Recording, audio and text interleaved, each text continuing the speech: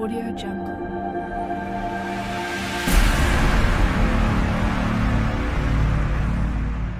Audio Jungle. শহরটা তখন গভীর ঘুমে আচ্ছন্ন। চারদিকে নীরবতা, শুধু মাঝে মাঝে দূরে কোনো গাড়ির শব্দ শোনা যায়। আকাশে পূর্ণিমার চাঁদ নরম আলো ছড়িয়ে দিচ্ছে। সেই আলো পড়ে আছে এক বিশাল মসজিদের গম্বুজ আর মিনারের উপর, অথচ সেই আলো পৌঁছতে পারছে না বহু মানুষের হৃদয়ে, কারণ তাদের হৃদয় আজ দুনিয়ার মোহে অন্ধ হয়ে গেছে। এই শহরেই থাকত সালমান নামের এক যুবক।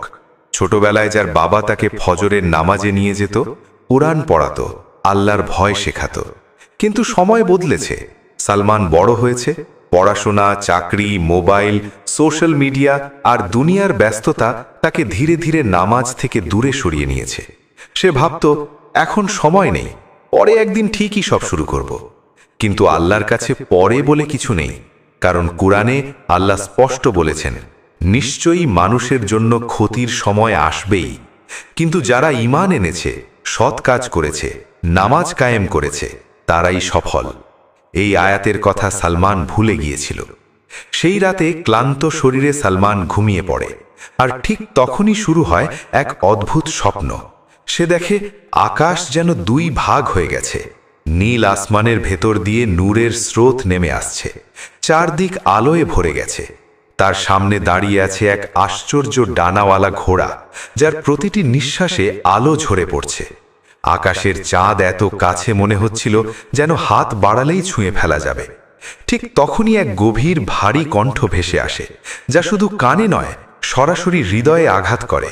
বলে, হে মানুষ, তুমি দুনিয়ার ডাকে সাড়া দিয়েছ, কিন্তু আল্লাহর ডাককে অবহেলা করেছ। এই কণ্ঠে কোনো রাগ ছিল না, ছিল সীমাহীন দয়া আর সতর্কতা। ঠিক যেমন আল্লাহ কুরআনে বলেন, হে আমার বান্দারা, যারা নিজেদের ওপর জুলুম করেছ, তোমরা আল্লাহর রহমত থেকে নিরাশ হইও না। সালমান ভয়ে কাঁপতে থাকে। তার মনে পড়ে যায় কত ফজর সে ঘুমিয়ে কাটিয়েছে, কত আজান সে শুনেও উপেক্ষা করেছে, কতবার নামাজ পরে পড়ব বলে দুনিয়াকে অগ্রাধিকার দিয়েছে। অথচ রাসূল সাল্লাল্লাহু আলাইহি ওয়াসাল্লাম বলেছেন, বান্দা ও কুফরের মধ্যে পার্থক্য হলো নামাজ।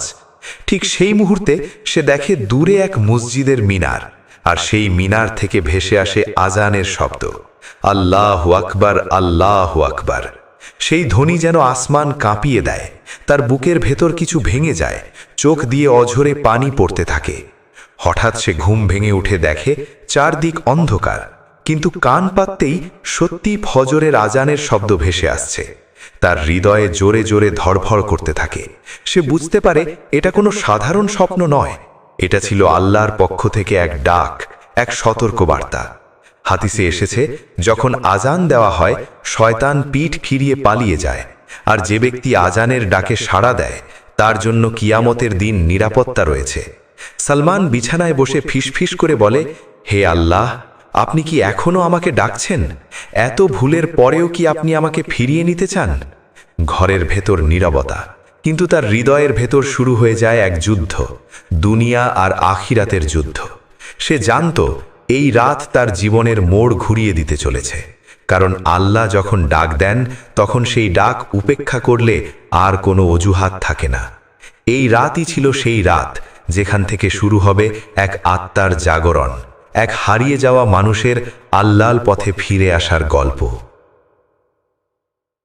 ফজরের আজানের শব্দ ধীরে ধীরে মিলিয়ে গেল, কিন্তু সালমানের হৃদয়ের ভেতর সেই ডাক থামল না।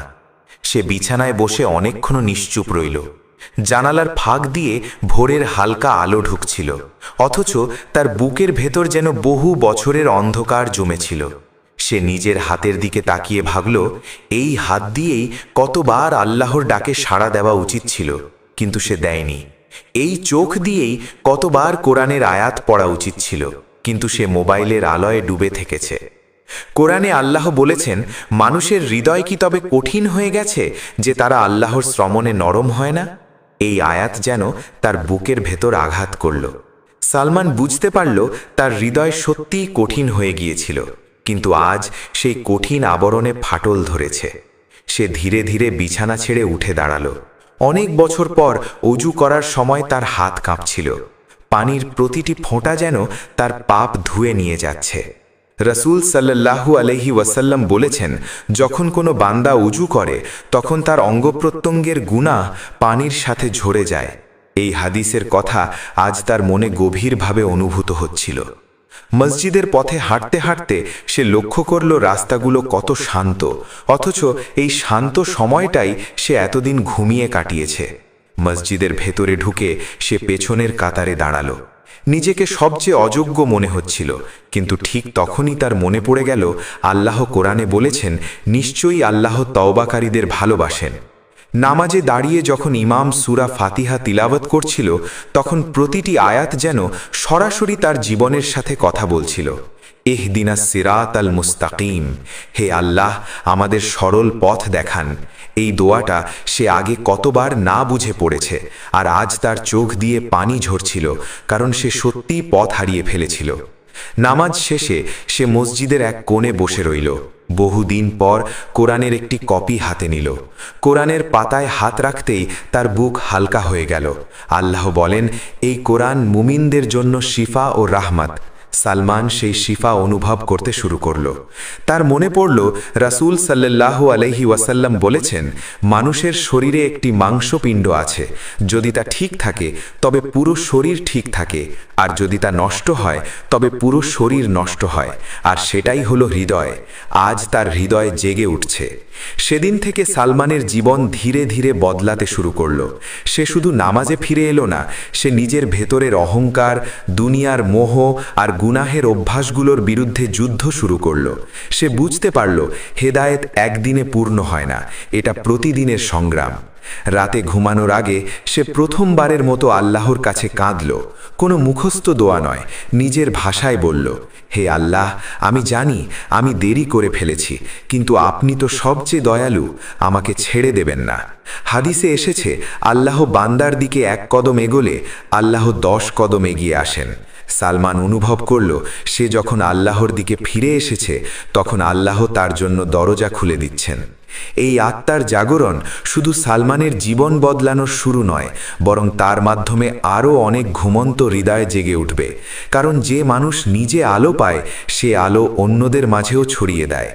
কিন্তু সে জানত সামনে এখনো বড় পরীক্ষা অপেক্ষা করছে, কারণ শয়তান সহজে কাউকে ছেড়ে দেয় না, আর সেই পরীক্ষায় তার ঈমানকে আরও দৃঢ় করে তুলবে।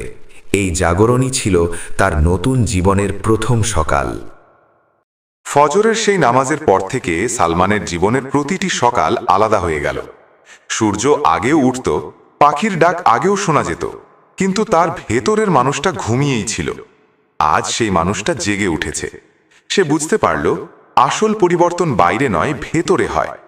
কোরআনে আল্লাহ বলেন, নিশ্চয়ই আল্লাহ কোনো জাতির অবস্থা পরিবর্তন করেন না যতক্ষণ না তারা নিজেরা নিজেদের অবস্থা পরিবর্তন করে।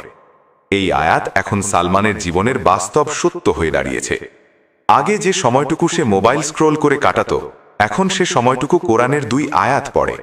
আগে যে জিহ্বা অহেতুক কথায় ব্যস্ত থাকত, এখন সেই জিহ্বা আল্লাহর জিকিরে সিক্ত হয়। রসুল সাল্লাল্লাহু আলাইহি ওয়াসাল্লাম বলেছেন, যে ব্যক্তি আল্লাহকে স্মরণ করে আর যে স্মরণ করে না, তাদের পার্থক্য জীবিত ও মৃতের মতো। তার পরিবার প্রথমে এই পরিবর্তন বিশ্বাস করতে পারেনি। যে ছেলে একসময় নামাজের কথা শুনলে বিরক্ত হতো, আজ সে নিজেই সবাইকে ফজরের জন্য ডাকছে। তার মা একদিন চোখের পানি লুকিয়ে বললেন, বাবা, তোমার জন্য দোয়া করতেন, আল্লাহ তোমাকে একদিন ঠিকই ফিরিয়ে আনবেন। সালমান তখন বুঝল, মায়ের দোয়া কখনো ফেরত যায় না। সে নিজের পুরনো বন্ধুদের কাছেও যেতে শুরু করল, কিন্তু উপদেশ দেওয়ার ভঙ্গিতে নয়, নিজের গল্প শোনানোর ভঙ্গিতে। সে বলল, আমি অনেক দূরে চলে গিয়েছিলাম, কিন্তু আল্লাহ আমাকে ডাক দিয়েছেন। এই কথাগুলো অনেকের হৃদয়ে নীরবে ঢুকে গেল। হাদিসে এসেছে, সর্বোত্তম মানুষ সে যে মানুষকে উপকার করে। সালমান এখন সেই উপকারের পথে হাঁটছে। সে বুঝেছে, ইসলাম শুধু মসজিদে সীমাবদ্ধ নয়, বরং জীবনের প্রতিটি কাজে আল্লাহকে হাজির রাখা। কিছু রাত এখনো আসে যখন পুরনো অভ্যাস হাতছানি দেয়। শয়তান ফিসফিস করে বলে, একদিন মিস হলে কি হবে? কিন্তু তখন সালমান কোরআনের এই আয়াত স্মরণ করে, নিশ্চয়ই শয়তানের কৌশল দুর্বল। সে আল্লাহর কাছে আশ্রয় চায়, আর বুক শান্ত হয়ে যায়। সে শিখে গেছে, তওবা মানে শুধু একবার চোখের পানি ফেলা নয়, বরং বারবার ফিরে আসা আল্লাহর দরজায়। রাসূল সাল্লাল্লাহু আলাইহি ওয়াসাল্লাম বলেছেন, আদম সন্তানের প্রত্যেকেই ভুল করে, আর সর্বোত্তম ভুলকারী সে যে তওবা করে। একদিন সে সেই পুরনো মসজিদে আবার গেল। সেই বৃদ্ধ মুয়াজ্জিন নেই, মিনার নীরব, কিন্তু সালমান জানে সেই আজান বৃথা যায়নি, কারণ সেই আজানই তাকে জীবিত করেছে। সে মসজিদের কোণে বসে দীর্ঘক্ষণ দোয়া করল, হে আল্লাহ, যেভাবে আমাকে বদলে দিয়েছেন সেভাবে আরও বহু হৃদয়কে জাগিয়ে দিন। তার জীবন এখন নিখুঁত নয়, কিন্তু দিক ঠিক হয়ে গেছে। সে জানে যতদিন শ্বাস আছে ততদিন চেষ্টা আছে, আর আল্লাহ চেষ্টা করা বান্দাকে কখনো অপমান করেন না। এই গল্প আমাদের মনে করিয়ে দেয়, আমরা যত দূরেই যাই না কেন, আল্লাহর দিকে ফেরার দরজা সব সময় খোলা থাকে। একটি আজান, একটি আয়াত, একটি অশ্রুই একটি জীবনের মোড় ঘুরিয়ে দিতে পারে। যদি এই গল্পের একটি কথাও আপনার হৃদয় ছুঁয়ে থাকে, যদি আপনি অনুভব করেন আপনার ভেতরেও কিছু জেগে উঠছে, তাহলে এটাকে অবহেলা করবেন না।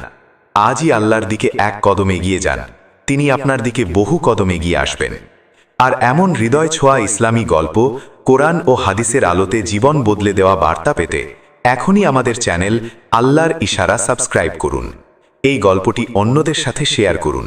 হতে পারে আপনার শেয়ার করা একটি ভিডিও কারো জীবনের শেষ আজান না, বরং নতুন জীবনের প্রথম ডাক হয়ে উঠবে। আল্লাহ আমাদের সবাইকে সেই ডাক শোনার তৌফিক দান করুন। আমিন।